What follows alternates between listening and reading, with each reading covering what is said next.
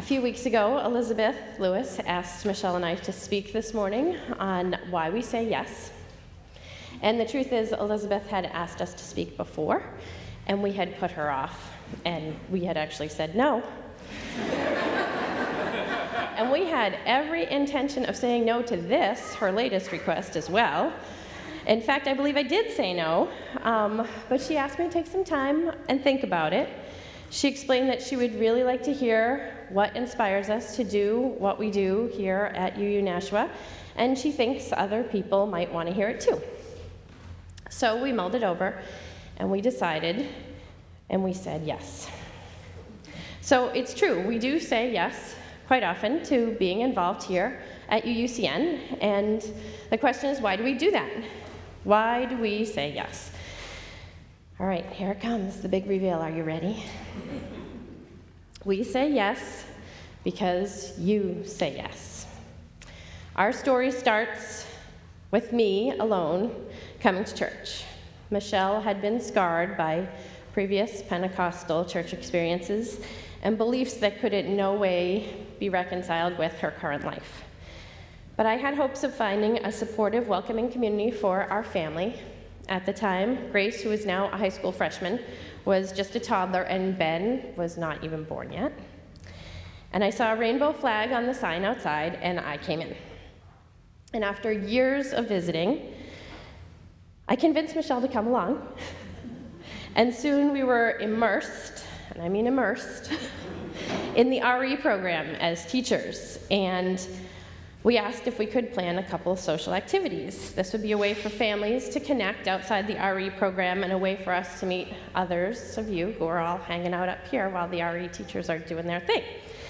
So Sherry said, sure, let me show you how to get started. Here's how to use the calendar, and yeah. We threw a game night on the calendar. We didn't know what to expect. But you said yes and showed up. It was fun.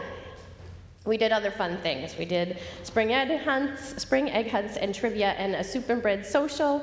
And each time we didn't know if anyone would really show up. You guys aren't very good about RSVPs. But you said yes, and you arrived with soup to share and games to play. And when the egg hunt got so big that we needed volunteers to help stuff the more than 600 eggs, we never needed to beg. We always had many willing volunteers just arrive at our house ready to stuff eggs. There was one time I overheard Lori Goodman chatting about an upcoming Jon Stewart, Stephen Colbert rally in Washington, D.C., and I said, on a whim, if I rented a bus, would you go? And so 46 people got on a bus and took a 36-hour trip there and back to Washington, D.C. to attend one rally. But so it goes. We plan things, you show up, we all have a good time. That makes us want to plan more things. Hearing a new member, thank you, Andrea, where are you, Andrea? Share her joy about contra dancing just makes us want to put another date on the calendar. So here's a shameless plug. The next Contra Dance is November 19th, which coincidentally is the same day as our annual fall leaf cleanup. So you get to spend the whole day with your UU friends, raking leaves and then dancing in the evening. It's going to be great. One coffee hour just before Thanksgiving of 2008, Michelle overheard a congregant talking about how he'd be spending Thanksgiving at a restaurant because he had no family locally to spend the holiday with. And from that little overheard snippet, UUCN's Thanksgiving was born in 2009. That year, we organized kind of a Thanksgiving potluck. We arrived early to start the turkeys cooking in the oven, and we set the tables, and then you arrived. And you brought